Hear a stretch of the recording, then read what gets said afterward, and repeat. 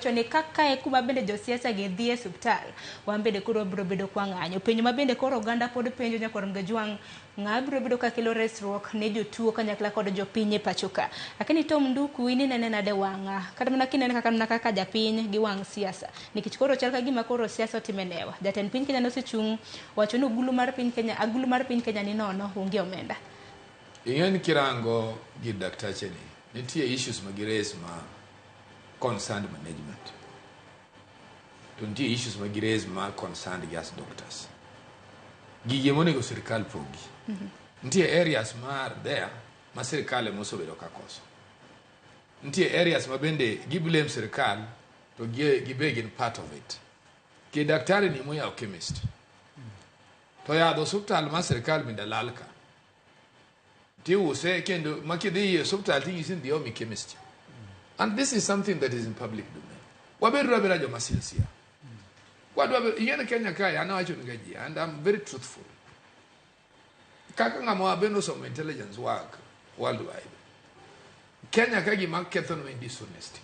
We can get welfare mora mwadwaro. Obed maber, obed marach. But creation marwa is our own problem.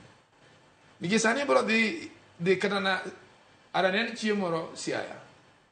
Governor Masiaya owe Siaya, owe Yala. To in 2 minutes, you don't know. Okay. Boxes model. Where? Tingen one government inspectors. Mono benrango gigi. Koro gima you do chien, you winjire. To know where is our problem. Nikicha bende society dongo gadira. To ne ubeni nigati yekata jomo medical records. Yosubtal kanya. Kidirango ni athi nobero supply nikech ranga tan accounting pesa magi wamigi magi wacho nkemsa wando gi magi chulo tipenje no now tabulate it on tuoche mama koji ingeni Kenya kai mwaonge research ni tuo mane mathago jotokana tuo mane ma is intensive Siaya tuo mane ma is intensive Migori makore se opinyo wacho ko lakteche no both parties must sit down gimatema nyisi kae ni gini kidware ji nyaka bed piny ineno kata kome. In any case, intelligence, I will tell you what Komi needs to do is to call doctors. Let him get a listening to those guys.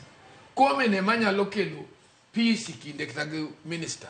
To gilong minister to giwacho no wabende gini chando wa pinke. To kramana ko pogre gi disagree with him. Komi bedo gi askeche ko wacho god gi dakteche ko wacho nikech lakteche dwaro no giri miti mare gi no constitution omiyo ng'ani haki mar kuandamana kendo ok ondiko ni onengi kwa rusa ir Komi or inspector no something that is in the constitution is supreme.